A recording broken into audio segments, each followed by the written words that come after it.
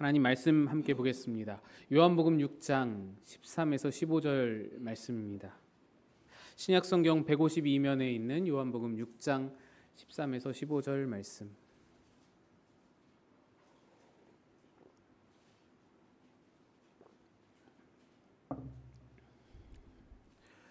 요한복음 6장 13에서 15절 함께 합독해서 읽겠습니다. 시작. 이에 거두니 보리떡 5개로 먹고 남은 조각이 12바구니에 쳤더라. 그 사람들이 예수께서 행하신 이 표적을 보고 말하되 이는 참으로 세상에 오실 그 선지자라 하더라. 그러므로 예수께서 그들이 와서 자기를 억지로 붙들어 임금으로 삼으려는 줄 아시고 다시 혼자 산으로 떠나가시. 아멘. 기도하겠습니다. 하나님 아버지, 한 해의 절반을 지나보내고 하반기를 맞이하며 감사한 마음으로 주님 앞에 모였습니다. 하반기도 주의 은혜로 살게 하여 주옵소서. 주의 말씀으로 살게 하여 주옵소서. 오늘도 그 말씀으로 우리를 새롭게 하시길 바라고 주의 은혜 주시길 바라며 전하는 자 감추시기 바라고 예수님의 이름으로 기도드리옵나이다. 아멘. 할렐루야. 하반기 첫 주일 주님 앞에 나오신 여러분 모두에게 우리 주님의 크신 은혜가 함께 하시기를 축복드립니다. 시작되는 하반기, 여러분이 살아가는 그 모든 전반기의 삶을 돌아볼 때에 하나님이 함께 하심과 돌보심이 있었던 것 같이 하반기에도 충만하신 하나님의 함께 하심과 돌보심이 삶과 가정마다 넘치시기를 다시 한번 축복을 드립니다. 오늘은 맥주감사주일입니다. 지난해에도 말씀드렸던 것 같은데 우리는 많은 시간 동안 맥주감사주의를 오해해 왔습니다. 우리는 맥주감사주의를 성경의 맥주절을 따르는 것이다 라고 생각하죠.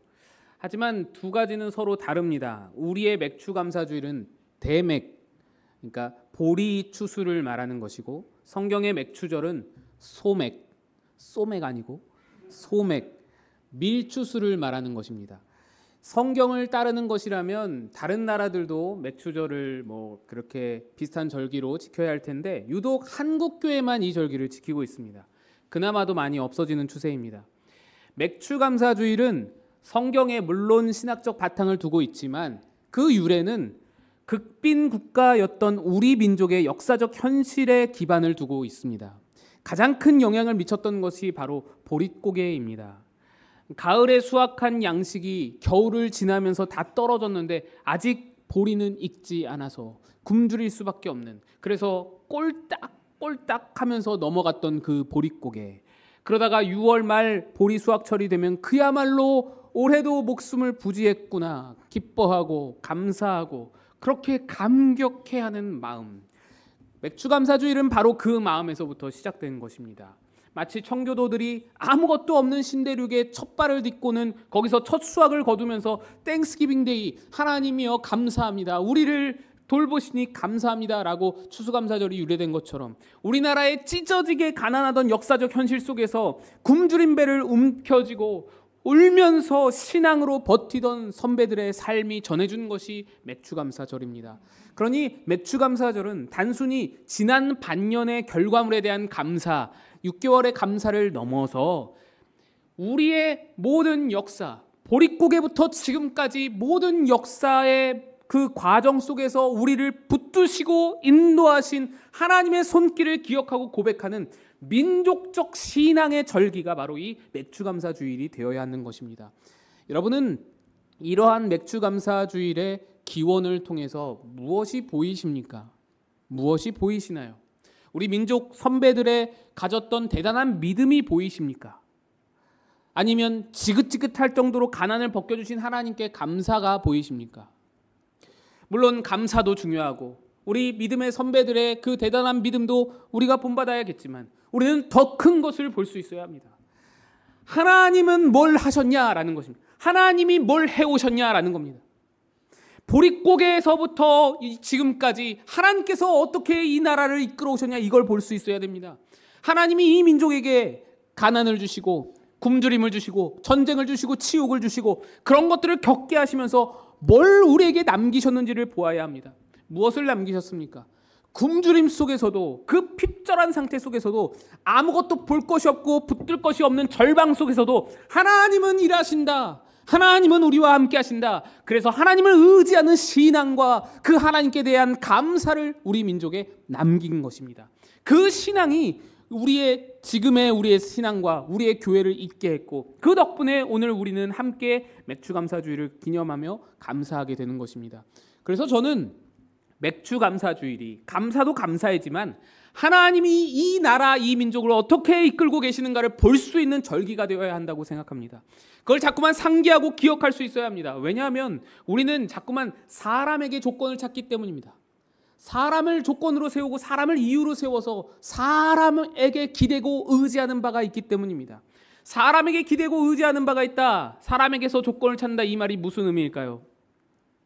우리는 보릿고개로 대표되는 가난과 궁핍의 시대를 지나서 지금 많은 것을 누리며 풍요의 시대를 살고 있습니다.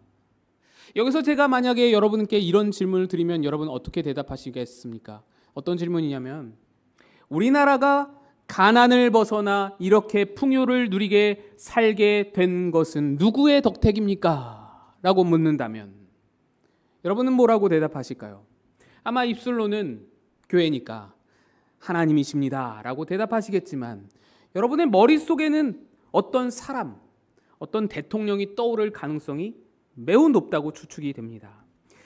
사람은 본능적으로 무대 뒤에서 일하시는 하나님을 보지 못하고 무대 위에 드러난 사람의 업적과 사람의 공로에 집중하고 그를 치하합니다.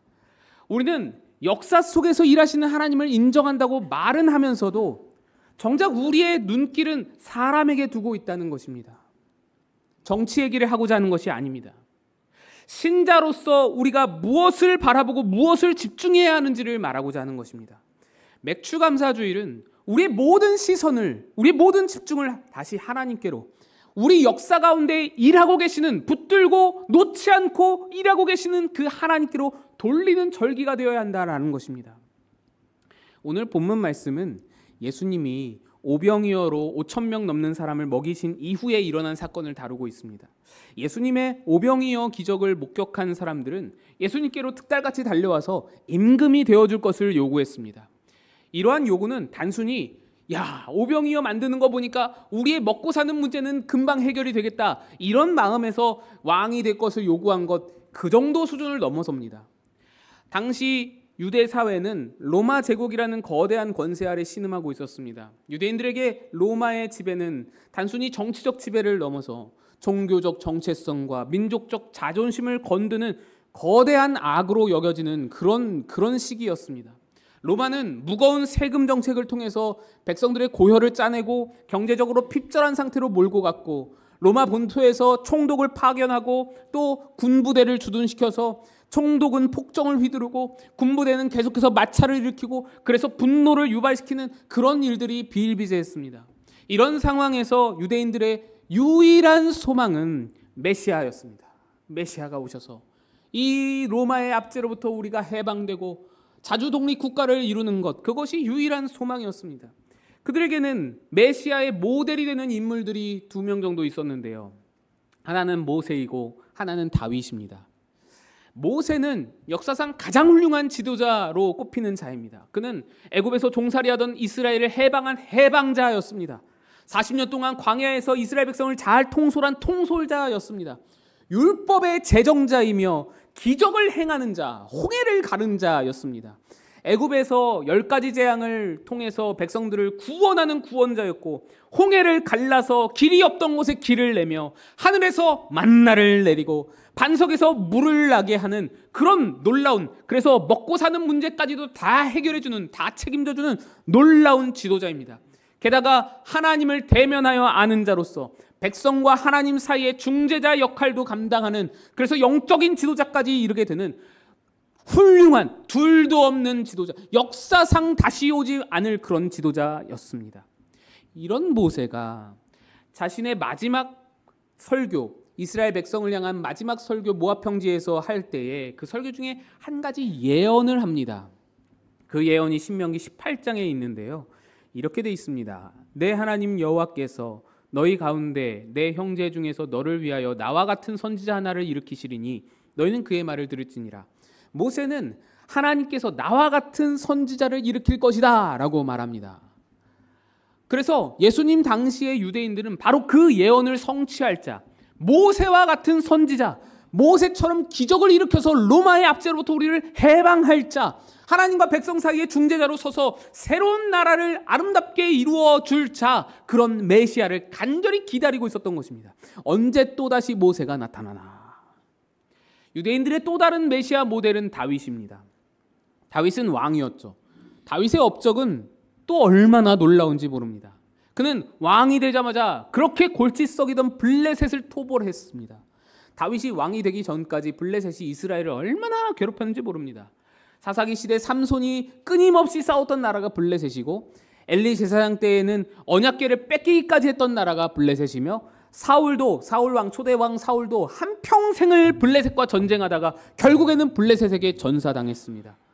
수백 년 동안 골칫덩이로 이스라엘을 괴롭히던 원수 나라가 블레셋인데, 다윗은 왕의 즉위하자마자 때려 눕혀버려서 서쪽 국경을 다 안정시켰습니다. 이 서쪽 국경은 전략적으로 대단히 중요한 요소입니다.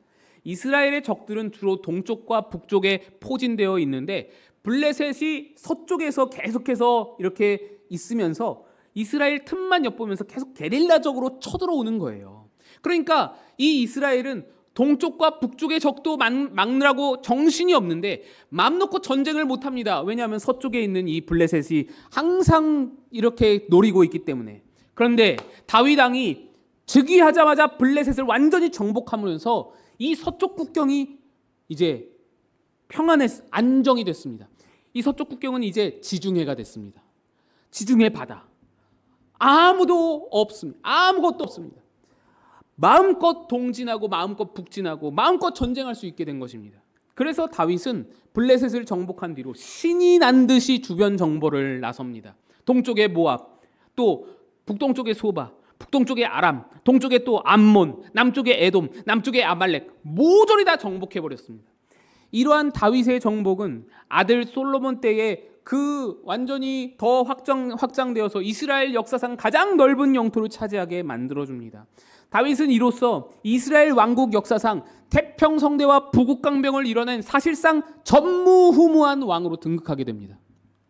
뿐만 아니라 그는 헤브론에서 유다 지파만의 왕으로 등극한 후에 예루살렘을 정복하고 예루살렘을 수도로 천도하여서 예루살렘 성을 그 초석을 건설했고, 오랫동안 방치되었던 언약궤를 예루살렘 성으로 이전하면서 예루살렘을 성도로, 1000년 동안 이어질 성도로 그 중심틀을 잡았고 신앙 중심지로 세웠습니다. 그리고 그 예루살렘을 중심으로 해서 12지파를 통합해서 통일 이스라엘 왕으로 등극하게 됩니다. 이렇게 분열되었던 12지파를 하나의 정체성으로 묶는 건 대단한 중요한 성과였습니다. 그 밖에도 성전 건축을 준비했고, 성전 찬양대, 레위인들의 직무 이런 것들, 성전 조직들 다 갖추었고, 군 조직, 행정 조직 설립하고 제도를 정비하고, 아무것도 없던 백지 상태의 국가 시스템 가운데 이런 체계적인 시스템들을 세워서 돌아가게 만들었습니다. 국가가 제대로 돌아가게 만들었습니다. 게다가 그는 신앙마저 좋았습니다. 그러니까 밖으로 전쟁하고 정복하며 영토도 확장하고 그런 업적을 세우고, 안으로는 행정과 정치, 사회, 문화, 모든 종교적 전반적으로 이스라엘 역사에서 둘도 없을 그런 업적을 성취한 그런 왕입니다. 게다가 신앙마저 좋고, 그러니까 우리나라로 치면 광개토대왕과 세종대왕이 함께 다윗 안에 있는 겁니다. 이런 왕은 없습니다. 그리고 마침내 하나님은 다윗에게 약속을 주십니다. 어떤 약속이요? 내 집과 내 나라가 내 앞에서 영원히 보존되고 내 왕위가 영원히 견고하리라. 이사야서에서도 다윗의 아버지 이새의 줄기에서 한 싹이 돋아나서 결실할 것이다. 다윗의 자손으로 메시아가 올 것이다. 다윗의 왕위가 메시아에게 이어질 것이다. 라고 그렇게 예언을 해 주었습니다. 예수님 당시 유대인들은 이 두 가지 예언, 모세가 예언한 모세 같은 선지자를 일으킬 것이다 라는 예언과 다윗의 자손으로 메시아가 올 것이다 라는 이 두 가지 예언을 붙들고 로마의 압제에서 건져낼 메시아를 간절히 기다리고 있었습니다. 그런데 예수님을 딱 보니까 어떻습니까? 모세가 만나를 내려서 백성들을 먹였던 것 같이 예수님이 지금 오병이어로 사람들을 먹이십니다. 모세가 홍해를 갈랐던 것 같이 예수님이 바다와 바람을 잠잠케 하십니다.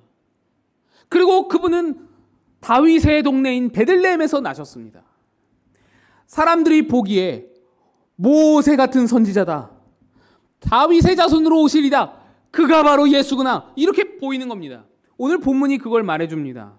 6장 13에서 15절 보시면, 이에 거두니 보리떡 5개로 먹고 남은 조각이 12바구니에 찼더라.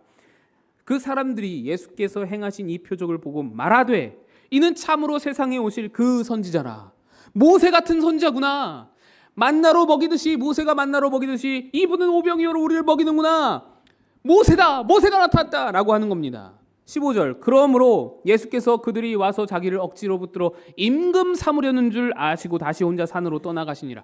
임금 삼으려는 줄 아시고 다윗과 같은 왕이 되소서, 예수여 우리에게 다윗이 되어주소서라고 하는 겁니다. 그러니까 그들은 모세가 이룬 해방과 다윗이 세운 왕국을 갈망하면서 그 위대한 업적들이 지금 여기 이 로마의 압제를 당하는 우리에게도 이루어지기를 바라면서 그 기대를 예수께 투영하고 있었던 것입니다. 그런데 예수님은 단호하게 이를 거절하십니다. 이 거절은 단지 나는 정치군사적 메시아로 온 것이 아니다, 너희의 뜻을 이루어줄 사람이 내가 할 일이 아니다, 그 일은, 이런 것만 아닙니다. 내가 할 일이 아니야 그리고 도망가시는 게 아닙니다. 이 거절은 모세를 추앙하고 다윗을 선망하는 그들에게 너희의 역사 속에서 하나님은 어디 있느냐라는 질문입니다. 너희에게 하나님은 무엇 하시는 분이시냐? 모세가 일할 때 그때 하나님은 도대체 뭘 했단 말이냐? 다윗이 왕으로 군림하며 그렇게 업적을 세운다고 너희들이 생각할 그때에 하나님은 역사 속에서 뭘 하고 어디에 계셨단 말이냐? 너희 역사 속에 하나님은 도대체 어디에 계셨냐? 이 선포입니다. 추상 같은 질문입니다. 요한복음 6장 32절 말씀을 보시면 그것을 더 명확히 볼 수 있습니다. 예수께서 이르시되 내가 진실로 진실로 너희에게 이르노니 모세가 너희에게 하늘로부터 떡을 준 것이 아니라 내 아버지께서 너희에게 하늘로부터 참떡을 주시나니. 예수님 말씀은 만나를 내린 것이 어찌 모세냐? 그 모세가 한 일이 아니다, 하나님이 하신 일이다 라고 말씀하는 겁니다.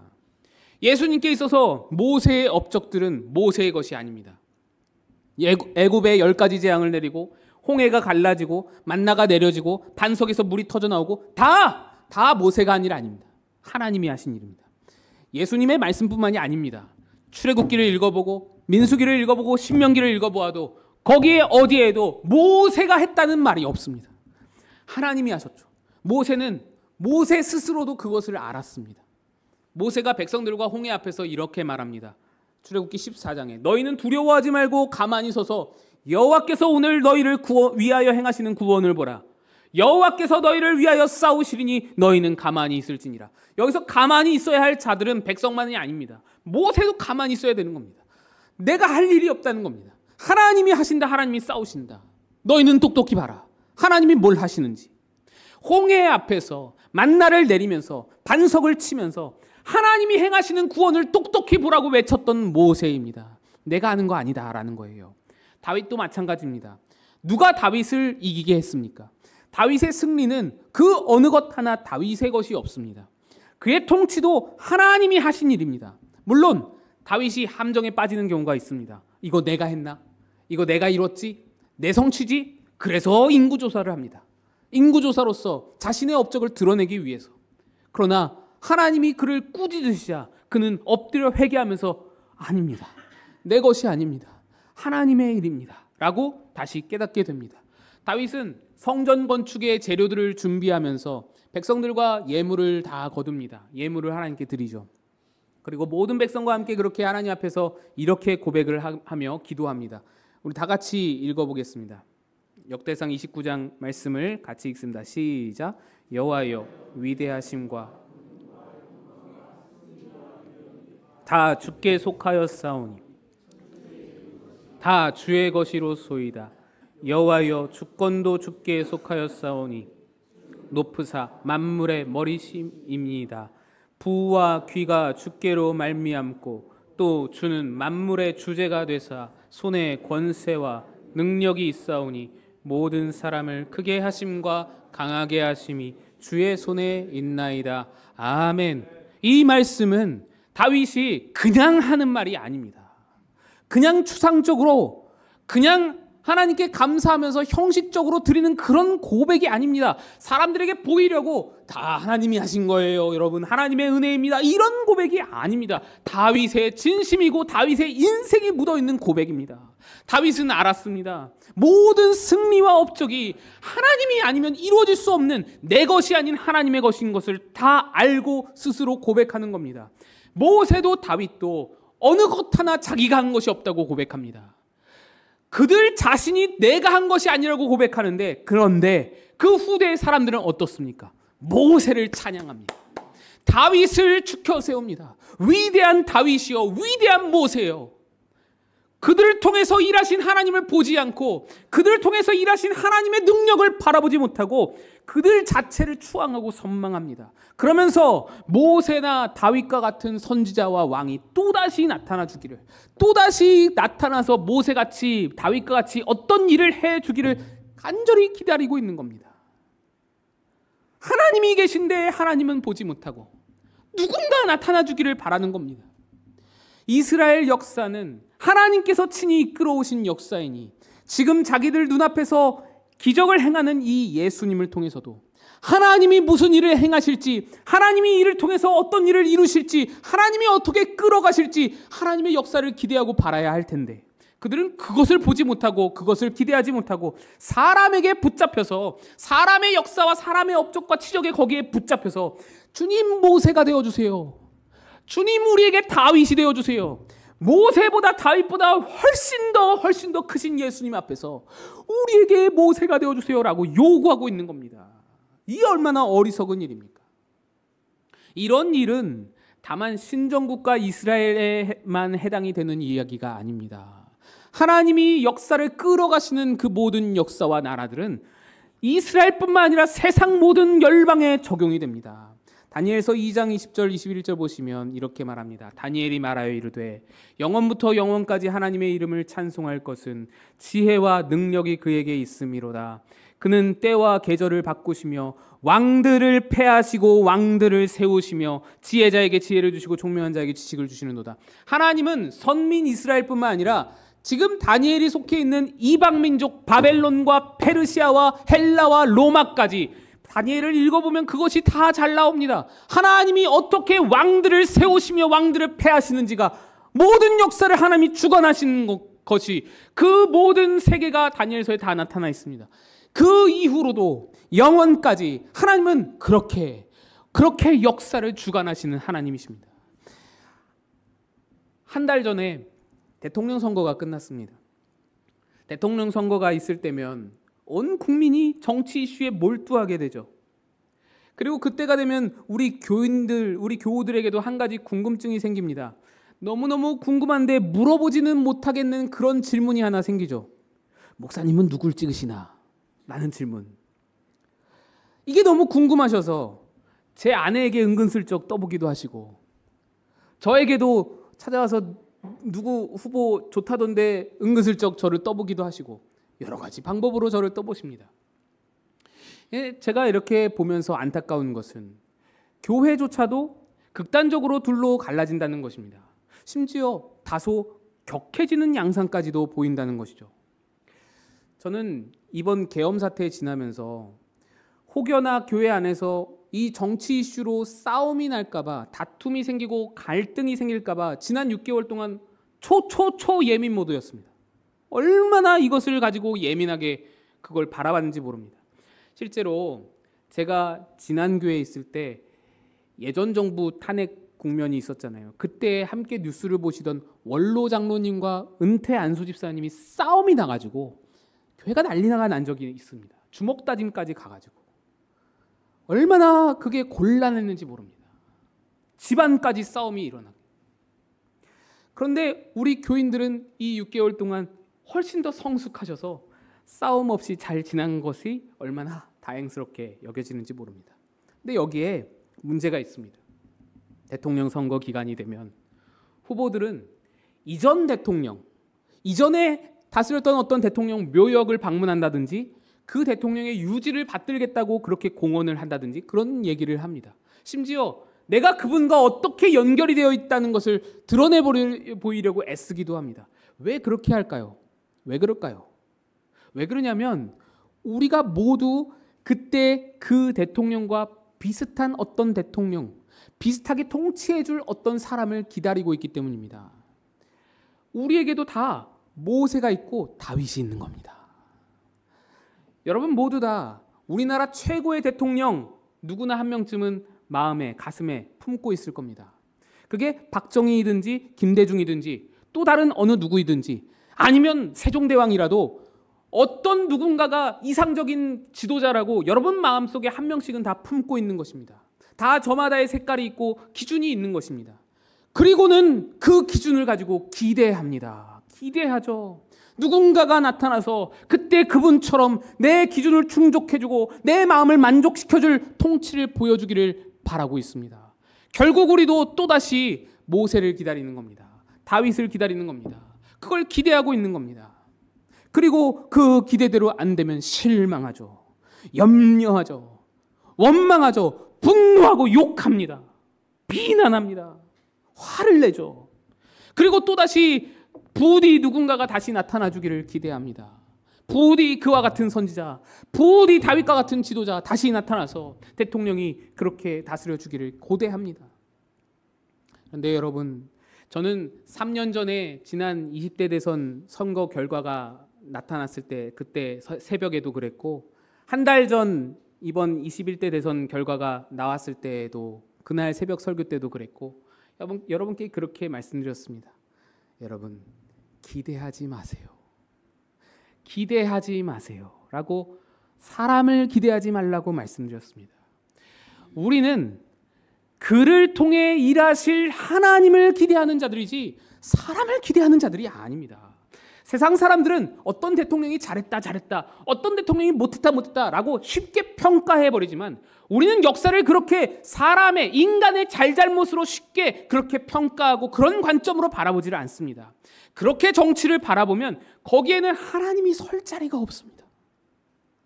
과거를 바라보면서 내가 생각하는 역대 대통령 그분을 생각하면 어떻습니까? 그분의 임기 동안에 그분의 업적과 그분의 치적과 그분이 한 일과 그분의 공로가 그런 것들은 있어도 그 역사 속에서 하나님이 뭘 했는지 하나님이 뭘 남기셨는지 하나님의 역사는 보이지가 않습니다.